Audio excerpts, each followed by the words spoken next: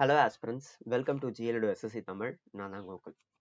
இன்னைக்கு RRB group டில இருக்கக்கூடிய ஷார்ட் நோட்டீஸை பத்தி பார்த்துருவோம். அதுவும் இல்லாம ஒரு சில வேகன்சி ரிலேட்டடான விஷயங்கள் வந்து இன்டர்நெட்ல சுத்திட்டு இருக்கு. நியூஸ் பேப்பர்ல வந்த மாதிரி காட்டுறாங்க. அதெல்லாம் என்ன ஏது அப்படின்றத பார்த்துருவோம்.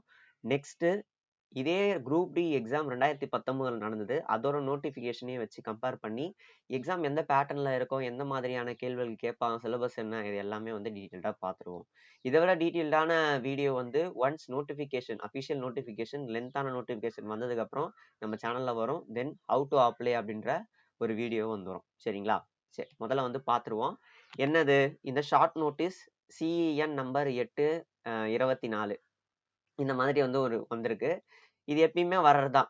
அஃபிஷியல் நோட்டிஃபிகேஷன், ஒரு லென்த்தியான நோட்டிஃபிகேஷன் வரதுக்கு முன்னாடி ஷார்ட் நோட்டீஸ்ன்றது ரயில்வேல விடக்கூடியது ரொம்ப வாடிக்கையான விஷயம் தான். இவங்க என்ன சொல்லியிருக்காங்களோ அதான் வந்து இருக்க போகுது. 23/1/2025 வந்து நம்மளோட அப்ளிகேஷன் ஓப்பன் ஆகும். 22/2/2025 நம்மளோட அப்ளிகேஷன்ன்றதுன்னா க்ளோஸ் ஆகிடும். இது என்னது குரூப் டி லெவல் போஸ்ட்டுக்கானது. ரைட்டா? 18,000 சம்பளம் அப்படின்றத சொல்லியிருக்காங்க. 18,000 அப்படின்றது பேசிக் பே. சரிங்களா? அதை விட கொஞ்சம் அதிகமாக தான் இருக்கும் போது, எப்படியும் ஒரு 25,000 அந்த ரேஞ்ச் தான் இருக்கும். ஓகேவா? அதை விட அதிகமாக கூட போகலாம். நெக்ஸ்ட் யார் யாரெல்லாம் வந்து அப்ளை பண்ணலாம்னு பார்த்தீங்கன்னா 18ல இருந்து 36 வயசு இருக்கக்கூடியவங்க. ஏஜ் ரிலாக்ஸேஷன் வந்து இதுல இன்னும் சேர்க்காம வச்சிருக்காங்க.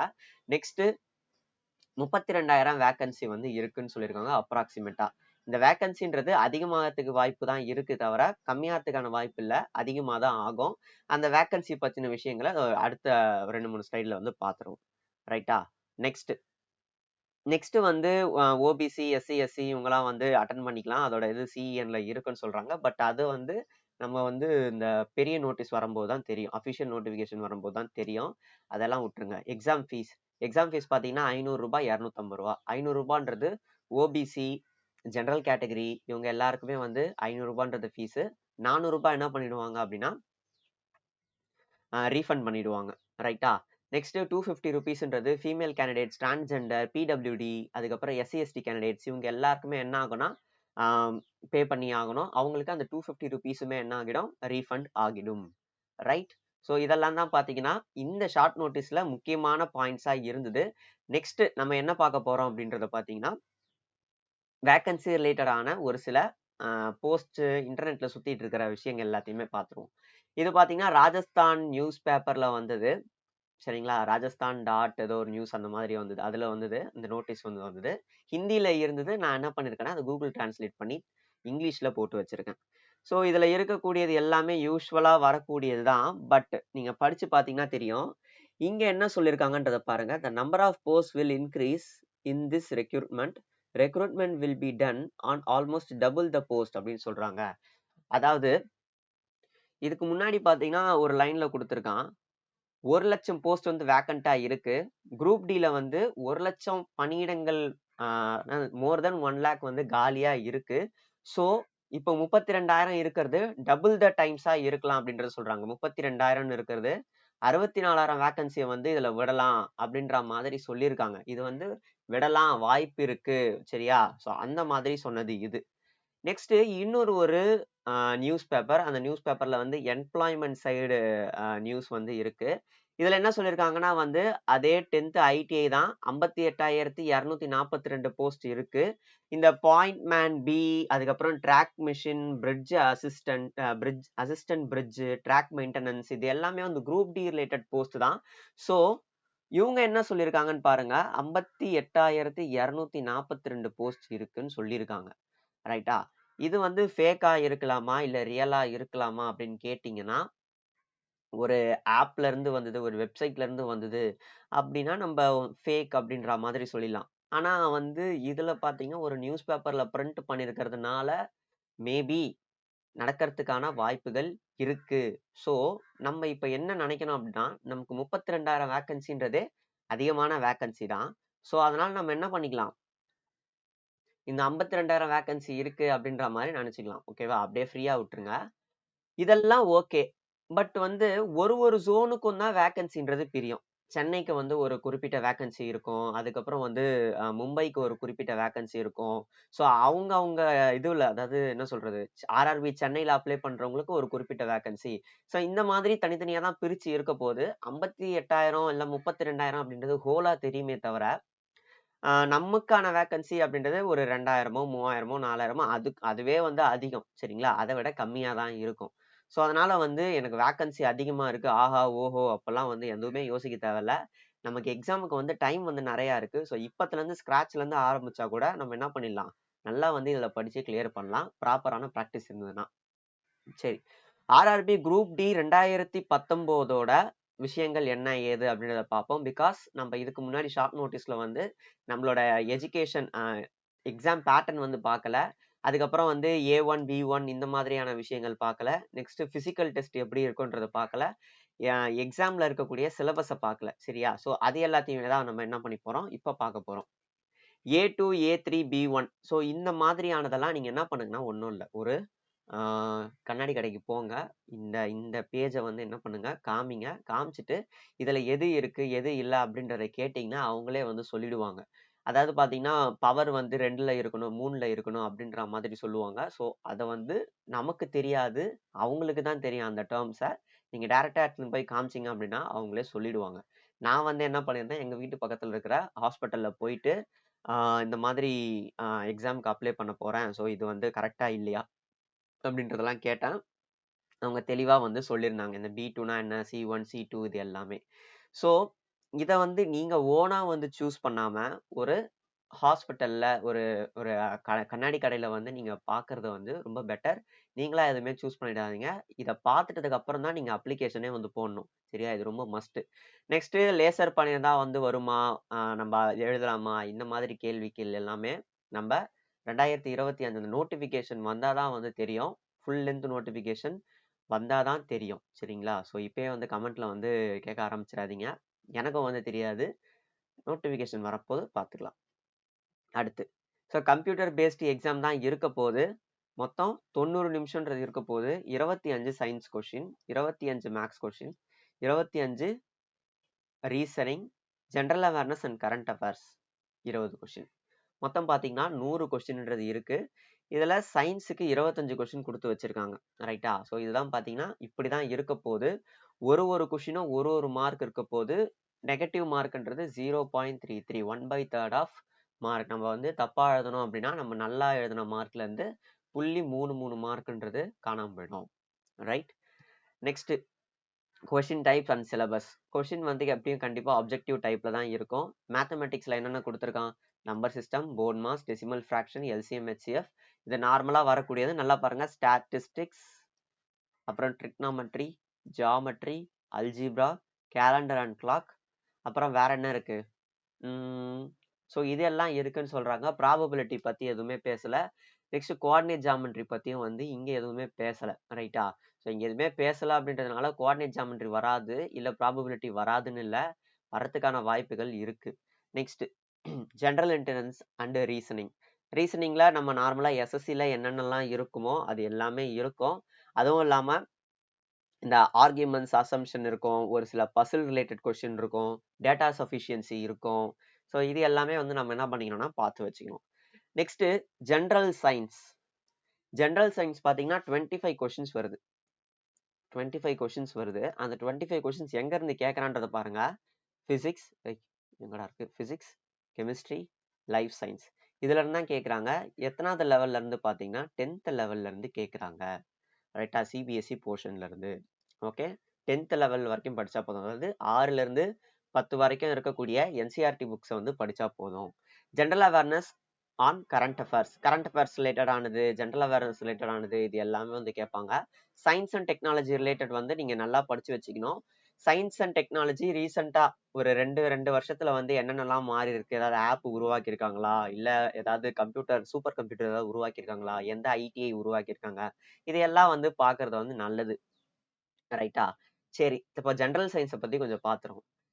அதாவது இப்போ NCERT புக்கை நீங்க தனித்தனியா படிக்கணும்னு வச்சுக்கோங்களேன், உங்களுக்கு வந்து ரொம்ப டைம் வந்து அதிகமாகும்.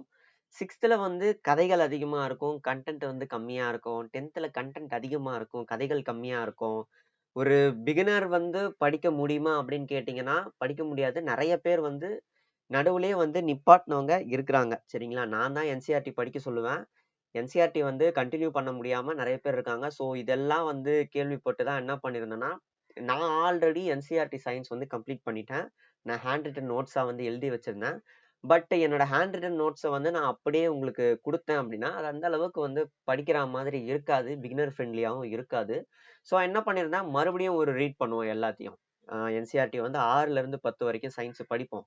படிச்சு அது எல்லாத்தையுமே ஒரு வேர்ட்ல போட்டு நோட்ஸா மேக் பண்ணி பிகினரும் படிக்கிற மாதிரி வந்து நான் என்ன பண்ணியிருந்தேன், ஒரு புக்கை ரெடி பண்ணி வச்சிருந்தேன். அந்த புக்கு தான் பார்த்தீங்கன்னா இந்த என்சிஆர்டி சயின்ஸ் நோட்ஸ் 6 to 10 இந்த புக்கு தான்.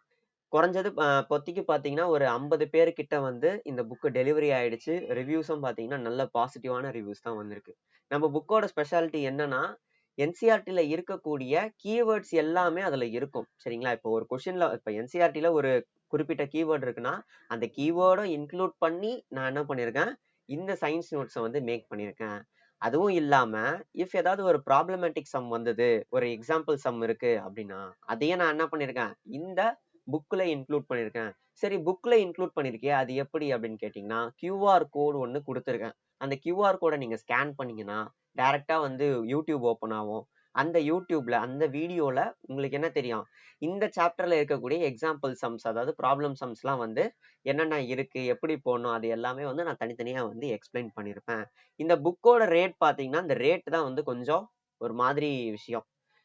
இப்போ நார்மலா மார்க்கெட்ல இருக்கிற புக், இப்போ அரியன்ட் புக்கா இருக்கட்டும், இல்ல மத்த புக்கா இருக்கட்டும், இது எல்லாமே பார்த்தீங்கன்னா மாசா ப்ரொடியூஸ் பண்றவங்க. அதாவது ரொம்ப அதிகமான 2000, 3000 அப்படின்ட்டு ப்ரொடியூஸ் பண்றவங்க. பட் நம்ம புக்குன்றது அந்த மாதிரி மாசா ப்ரொடியூஸ் பண்றவங்க கிடையாது. சரியா? நம்ம வந்து ரொம்ப கம்மியான புக்ஸ் தான் வந்து ப்ரொடியூஸ் பண்றோம். பிகாஸ் நம்ம இப்பதான் வந்து ஸ்டார்ட் பண்ணியிருக்கோம். சரியா? ஸோ மத்த காம்படிட்டரோட வந்து நம்மள கம்பேர் பண்றது அப்படின்றது அந்த அளவுக்கு வந்து செட் ஆகாது. ரேட் வைஸ் சொல்றேன். பட் கன்டென்ட் வைஸ் வந்து கம்பீட் பண்ற மாதிரி தான் இருக்கும். ஸோ அவங்க கம்மியா விக்கிறாங்க, நான் அதிகமா விக்கிறேன் அப்படின்ற மாதிரி எந்த ஒரு இதுவுமே இல்ல. நான் இதுக்கு முன்னாடி ஃபர்ஸ்ட் நான் விக்கும்போது ரூ. 349 அப்படின்ட்டு வந்து நான் வித்துட்டு இருந்தேன். அதுக்கப்புறம் என்ன ஆச்சு அப்படின்னா, 60 ரூபீஸ்ன்றது டெலிவரி சார்ஜ் போட்டிருந்தேன். நெறைய பேர் என்ன சொல்லியிருந்தாங்க, இதெல்லாம் சேர்த்தாலே ரூ. 409 கிட்ட வந்துருது. அஃபோர்டபுளா இருக்கும் அப்படின்னு நினைச்சோம். பட் இவ்வளோ ரேட்டா இருக்கு, அதிகமா இருக்கு அப்படின்ட்டு நெறைய பேர் வந்து என்கிட்ட ரெக்வெஸ்ட் பண்ணதுனால, நான் என்ன பண்ணியிருந்தேன், இப்போ இது எல்லாத்தையுமே கட் பண்றேன். ஓகேவா?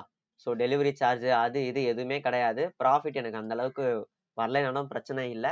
எனக்கு என்னன்னா, எனக்கு இந்த புக் வந்து மேக்ஸிமம் நெறைய பேருக்கு போய் சேரணும். நெறைய பேர் வந்து சயின்ஸ வந்து ஈஸியா வந்து டேக்கிள் பண்ணணும் அப்படின்றது தான் மெயின் மோட்டோ. ஸோ அதுக்கு நான் என்ன பண்றேன்னா, இதுக்கு முன்னாடி இருந்த பிரைஸ விட இப்போ ரூ. 359க்கு இந்த புக்க நான் என்ன பண்றேன்னா சேல் பண்றேன். ஓகேவா? ஸோ இந்த புக்க எப்படி வாங்கணும் அப்படின்னு பார்த்தீங்கன்னா, நெக்ஸ்ட் ஸ்லைட்ல ஒரு QR கோட் வந்து குடுக்குறேன். அந்த QR கோட ஸ்கேன் பண்ணிட்டீங்கன்னா, ஸ்கேன் பண்ணதுல ரூ. 359ன்னு வந்துரும். அத நீங்க பே பண்ணதுக்கு அப்புறம், நீங்க என்ன பண்ணுங்க, அது கீழயே வந்து ஒரு கூகுள் ஃபார்ம், நம்மளோட வீடியோ டிஸ்கிரிப்ஷன்ல ஒரு கூகுள் ஃபார்ம் குடுக்குறேன். சரிங்களா? ஃபார்ம் குடுக்குறேன். அந்த கூகுள் ஃபார்ம்ல உங்களோட பேமெண்ட் ஸ்கிரீன்ஷாட்டையும், உங்க அட்ரஸ்,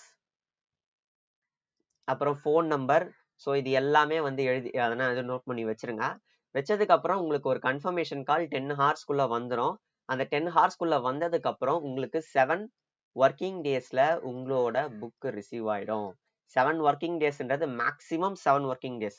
சில பேருக்குலாம் ஆர்டர் பண்ண அடுத்த நாளே வந்திருக்கு, 2 நாள்ல வந்திருக்கு. ஏன்னா வந்து நான் போஸ்ட்ல சென்ட் பண்றதுனால டிஸ்டன்ஸை பொறுத்து வந்து ஒருத்தருக்கு வேரி ஆகி வந்திருக்கு. பட் மேக்ஸிமம் 7 டேஸ்ல வந்து வந்துடும். சரிங்களா? ஸோ அந்த QR கோடை வந்து நெக்ஸ்ட் ஸ்லைட்ல வந்து காட்டுறேன். இதுதான் பாத்தீங்கன்னா நம்ம புக்கு வாங்கக்கூடிய ப்ராசஸ். இதுக்கு முன்னாடி ப்ராசஸ்ன்றது கொஞ்சம் பெருசா இருந்தது. இப்போ நான் என்ன பண்ணிட்டேன்னா வந்து அதை கம்மி பண்ணிட்டேன். இதுதான் அந்த QR கோடு, பார்த்துக்கோங்க. ஸோ இந்த QR கோட ஸ்க்ரீன்ஷாட் எடுத்து நீங்க ஸ்கேன் பண்ணி சென்ட் பண்ணதுக்கு அப்புறம் நான் உங்களுக்கு கீழே ஒரு ஃபார்ம் கொடுத்துருக்கேன். அதை நீங்க என்ன பண்ணி ஆகணும், ஃபில் பண்ணி இந்த ஸ்க்ரீன்ஷாட்டை நீங்க சென்ட் பண்ணிடுங்க. பேமெண்ட்டோட ஸ்க்ரீன்ஷாட்டை சென்ட் பண்ணிட்டீங்க அப்படின்னா, அட்ரஸ் இதெல்லாம் போட்டு அனுப்பிச்சிட்டீங்க அப்படின்னா 7 ஒர்க்கிங் டேஸ்ல வந்துடும். சரிங்களா? ஸோ சீக்கிரமா வாங்கி சீக்கிரமா படிக்க ஆரம்பிங்க. நெக்ஸ்ட் பிசிக்கல் எஃபிஷியன்சி டெஸ்ட் அப்படின்றத ஒன்று வைக்கிறாங்க. மேல் கேண்டிடேட்ஸ் அண்ட் ஃபீமேல் கேண்டிடேட்ஸ் அது ரெண்டுமே வந்து கொஞ்சம் வெயிட் கம்மியா வந்து பண்றது தான் ஃபீமேல் கேண்டிடேட்ஸ்க்கு. மேல் கேண்டிடேட் என்ன பண்ணும் அப்படின்னா 35 கிலோ வெயிட்டை வந்து 100 மீட்டர் வந்து தூக்கிட்டு ஓடணும். எத்தனை நிமிஷத்துல அப்படின்னா 2 நிமிஷத்துல கீழே வைக்காம ஓடணும். அதுக்கப்புறம் வந்து 1000 மீட்டர் டிஸ்டன்ஸ், அதாவது 1 கிலோமீட்டரை 4 நிமிஷம் 15 செகண்ட்ல வந்து ஓடணும். நெக்ஸ்ட் ஃபீமேல் வந்து 20 கேஜி வெயிட்ட 100 மீட்டர் ஓடணும் 2 நிமிஷத்துல. நெக்ஸ்ட் அவங்க அதே மாதிரி 1 கிலோமீட்டரை 5 நிமிஷம் 40 செகண்ட்ல வந்து ஓடி ஆகணும். இதுதான் பாத்தீங்கன்னா டோட்டலா இருக்கக்கூடியது. ஸோ நான் இது எல்லாமே சொல்லிட்டேன். இதோட புக்ஸ் எப்படி, இது படிக்கிறதுக்கான ஸ்ட்ராட்டஜி எப்படி, இது எல்லாத்தோட வீடியோவும் வந்து ஒன்ஸ் அஃபிஷியல் நோட்டிஃபிகேஷன், இந்த லென்த்தி நோட்டிஃபிகேஷன் வந்ததுக்கு அப்புறம் நான் வந்து உங்க கூட ஷேர் பண்றேன். நெக்ஸ்ட் இன்னும் ஒரு சின்ன அப்டேட், நம்மளோட எஸ்எஸ்சி ஜி ஸ்குவாட் 2025 இதோட டெமோ கிளாஸ்ன்றது இன்னைக்கு இருக்க போது 6 மணிக்கு. சரிங்களா? ஸோ இந்த டெமோ கிளாஸ், அதாவது ஃப்ரீ டெமோ கிளாஸ்ல நீங்க கலந்துக்கணும் அப்படின்னா கீழே வந்து ஒரு ரெஜிஸ்ட்ரேஷன் ஃபார்ம் கொடுத்துருக்கேன். அந்த ஃபார்மை ஃபில் பண்ணீங்கன்னா உங்களோட மெயில் ஐடிக்கு மீட்டிங் ஐடின்றது வந்து சேர்ந்துரும். சரிங்களா? ஸோ வந்து அட்டன் பண்ணுங்க. உங்களை வந்து ஜஸ்ட் கோர்ஸ் வாங்குங்க அந்த மாதிரிலாம் வந்து சொல்லிட்டு இருக்க மாட்டேன். மெயின் என்ன அப்படின்னா இன்னைக்கு என்னோட டெமோ கிளாஸ்ல வேதிக் மேக்ஸ்ன்றது இருக்க போகுது. அதாவது கால்குலேஷன் வந்து எப்படி கொஞ்சம் ஸ்பீடா போடலாம் அப்படின்ற விஷயங்கள் எல்லாமே வந்து இருக்க போகுது. அதை முடிஞ்சா கத்துக்கோங்க. உங்களுக்கு யூஸ்ஃபுல்லா இருக்கும் அப்படின்னு நினைச்சீங்க அப்படின்னா கோர்ஸ் வந்து வாங்கி படிங்க. சரிங்களா? ரொம்ப மினிமமான ரேட்ல தான் இருக்கும். ரைட். ஸோ செஷனை இதோட நான் வந்து ஸ்டாப் பண்ணிக்கிறேன். நான் இன்னொரு வீடியோல பார்க்கலாம். நம்மளோட செஷன்ல வந்து இப்பதான் முதல் தடவை நீங்க கலந்துக்கிறீங்க அப்படின்னா நம்மளோட சேனலுக்கு வந்து சப்ஸ்கிரைப் பண்ணுங்க. நம்ம கண்டென்ட் வந்து உங்களுக்கு பிடிச்சிருந்ததுன்னா லைக் பண்ணி பாருங்க. இல்ல உங்களுக்கு மாற்று கருத்துக்கள் இருக்கு, இல்ல வேற எது மாதிரி கமெண்ட்ஸ் இருக்கு அப்படின்னா நம்மளோட கமெண்ட்ல வந்து என்ன ஏது அப்படின்றத சொல்லுங்க. நான் வந்து கண்டிப்பா திருத்திக்கிறேன். தேங்க்யூ.